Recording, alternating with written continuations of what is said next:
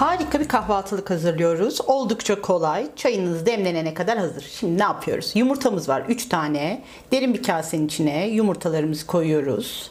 1 su bardağı kadar yoğurdumuz var. Tuzumuz ve pul biberimiz var. 1 çay bardağı sıvı yağımız var ama hamura yarısını koyacağız bunun. Yarısını da kızartırken kullanacağız. Şöyle bir kısım yeterli kızartma için.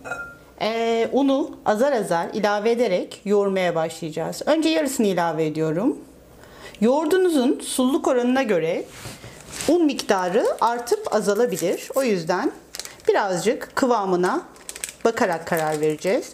Hamur kabartma tozumuz var ve yoğurmaya başlıyoruz.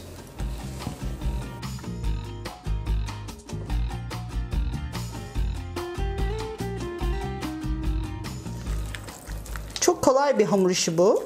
Böyle çayınızı demleyene kadar sabah kahvaltılarında hazırlayabilirsiniz. Çok lezzetli oluyor. Her şey içerisinde. Peynir koyacağız şimdi. Ve çok çabuk pişecek. Un eklemeye devam ediyoruz. Şimdi bu aşamada hamur birazcık daha toparlandı. Tüm malzemeler iyice karışıyor. Peynir ilave edeceğim. Beyaz peynir ekleyebilirsiniz. İstediğiniz peyniri ilave edebilirsiniz. Böyle olduğuna bakmayın. Yoğrulurken zaten tüm hamura geçecek. Maydanoz ekliyorum. Doğradığım maydanozları.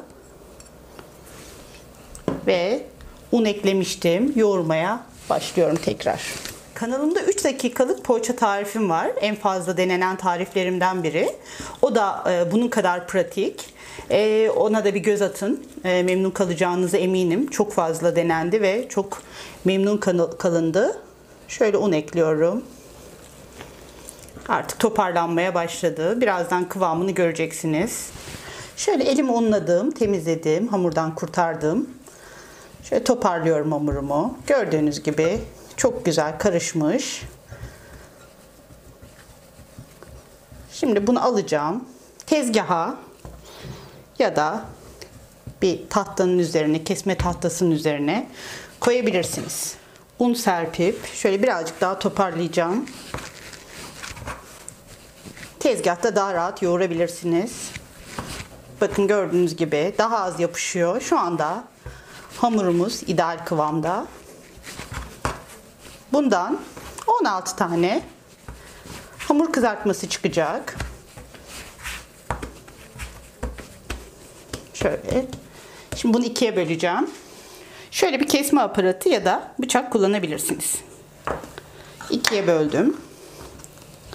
Şunu yoğurduğum kabın içine alacağım. Sonra yapacağım çünkü. Şöyle elimle açıyorum. Oklavaya gerek yok. Oldukça kolay bir tarif. Şöyle yarım santim kalınlığında açtık. Tamamdır. Şimdi keseceğim.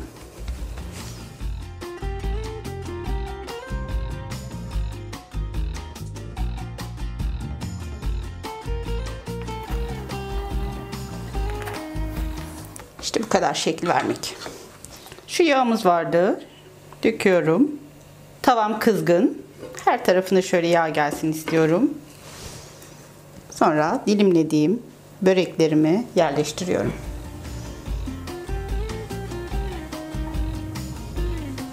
Şimdi bir yüzleri pişti. Şöyle çeviriyorum.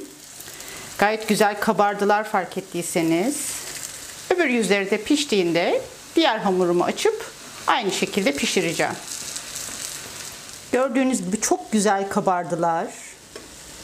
2 katına çıktı neredeyse. Şöyle 2 tarafı da eğer nar gibi kızarmışsa tabağıma alıyorum. Hepsi bu kadar. Büyük bir ihtimalle çayınız anca demlenmiştir. Sıcak sıcak kahvaltıya koyabilirsiniz. Hamur kızartmalarımız pişti. Kahvaltılık.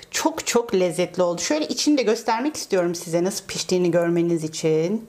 Hiç hamurlaşma yok. Gayet güzel. Çok lezzetli bir kahvaltılık.